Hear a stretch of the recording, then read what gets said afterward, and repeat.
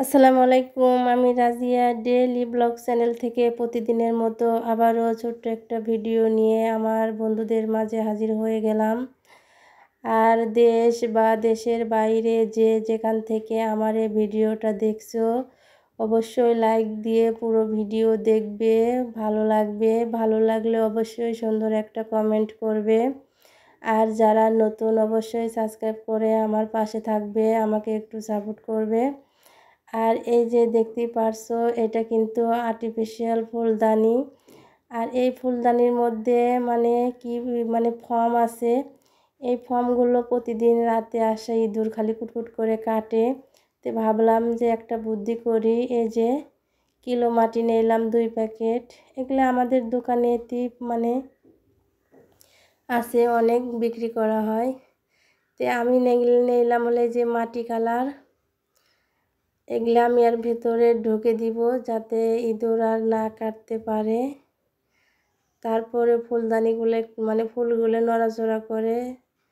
তো ভাবলাম যে এটা দিলে আর ফুলও নড়াচড়া করবে না।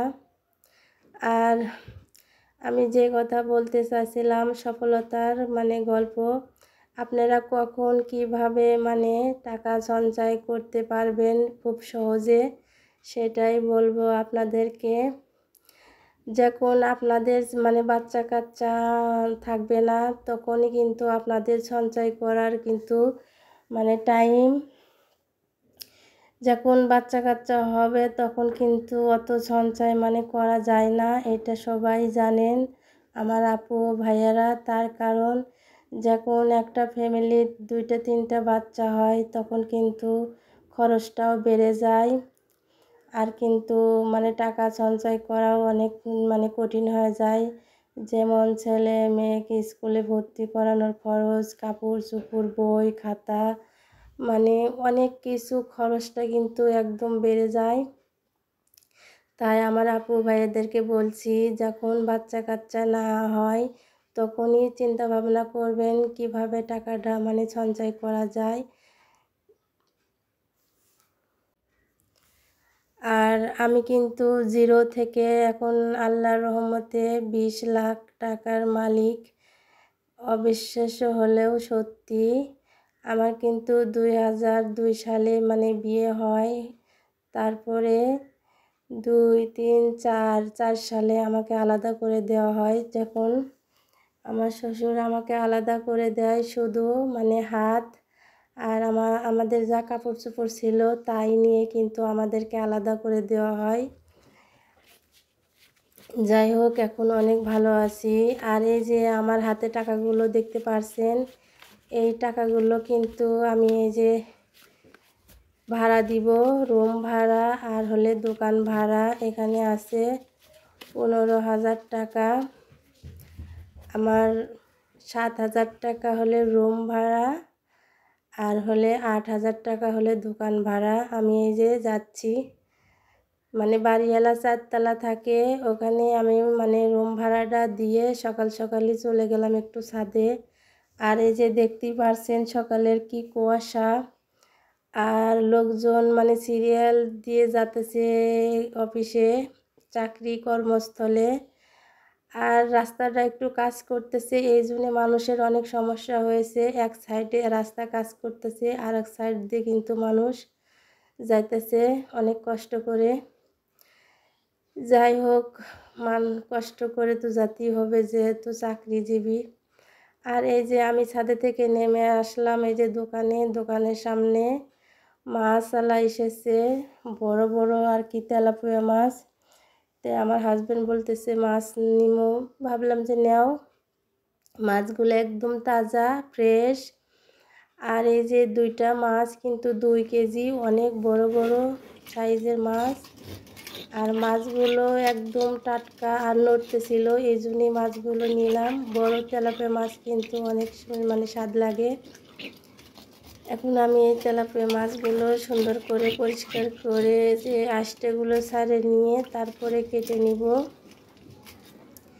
আর যে কথা বলছিলাম যে আপনারা, আর ছেলে মেয়ে হওয়ার আগে আমি যেভাবে টাকা সঞ্চয় করতে পেরেছি, এখন কিন্তু অতটা পারি না। তার কারণ আমার খরচ অনেক বেড়ে গেছে। তার কারণ বড় মেয়েকে বিয়ে দিলাম, ওখানে 6 লাখ টাকা আমার হ্যান্ড ক্যাশ খরচ। আবার এই যে 3টা মানে ছেলের স্কুলে প্রতি মাসে 2000 টাকার মতো খরচ হয়। আবার 2 মেয়ে মাদ্রাসায় পড়ে, ওদের মানে প্রতি মাসে 4000 টাকা খরচ। তাহলে 2000 আর 4000 6000 টাকা কিন্তু ওদের স্কুলেরই খরচ।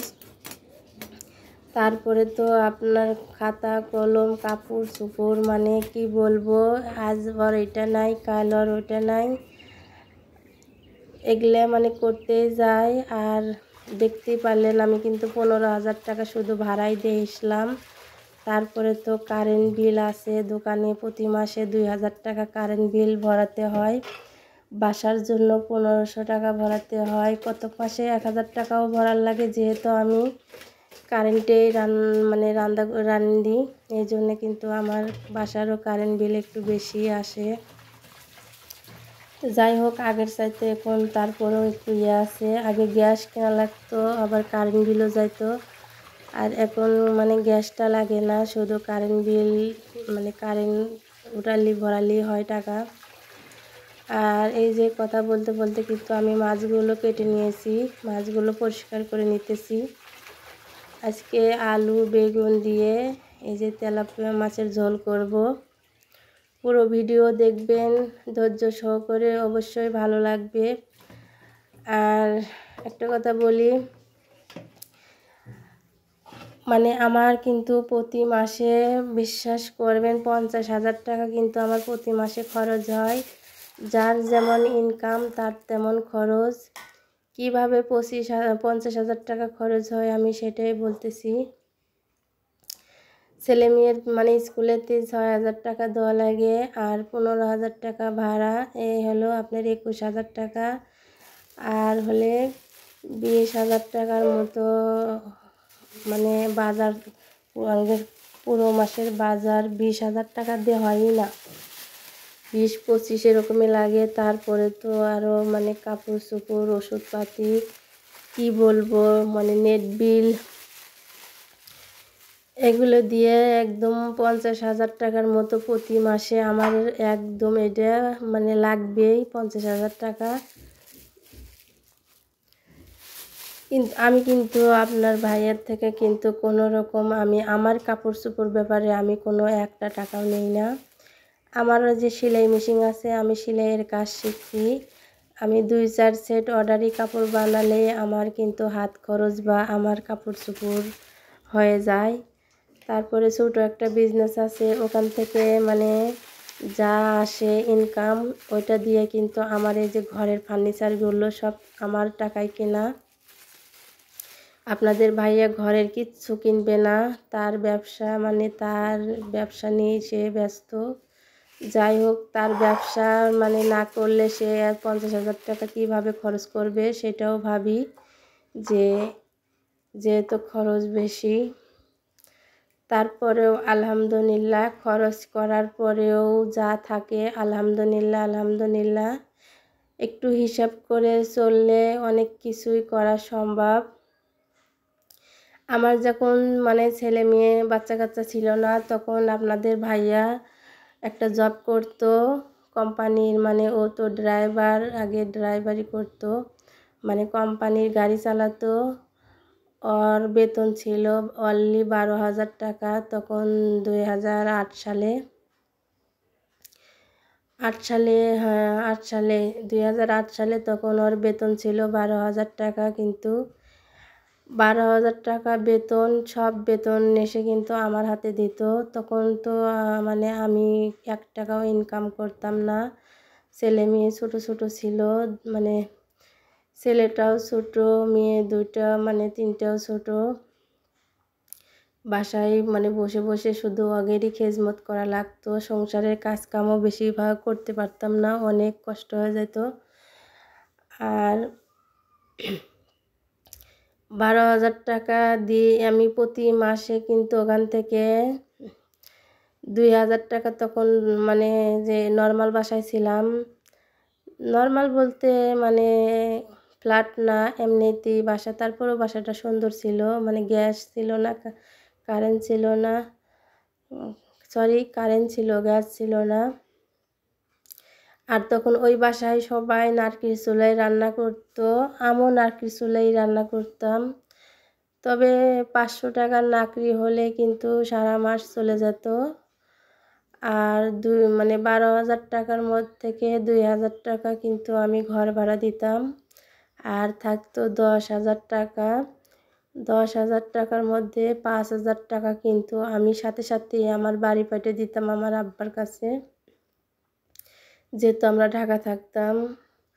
আর 5,000 টাকা নিয়ে আমি বাজারে চলে যেতাম রিক্সা নিয়ে, মানে চালের বস্তা কিনতাম। তখন 50 কেজি চালের বস্তা কিন্তু 2,000 টাকায় পাওয়া যেত। 2,000, 1,500-1,600 টাকা হলে কিন্তু 50 কেজি চালের বস্তা পাওয়া যেত। চাল কিনতাম, 5 কেজি তেল কিনতাম, ডাল কিনতাম, আর কি যেগুলো আমার ঘরে থাকবে সেগুলো কিনতাম। আর মানে ডিম বেশি করে কিনে নিতাম, আর কি যেগুলো নষ্ট হতো না সেগুলো কিনতাম। আর এভাবে কিন্তু মানে যে অনেক হিসাব করেই চলতাম। 5-6 হাজার টাকা দিয়ে পুরো সংসার চালাতাম তখন মানে জিনিসপত্র অনেক দাম কম ছিল। ভিডিওটা এখানেই শেষ করে দিব। আল্লাহ হাফেজ, সবাই ভালো থাকবেন।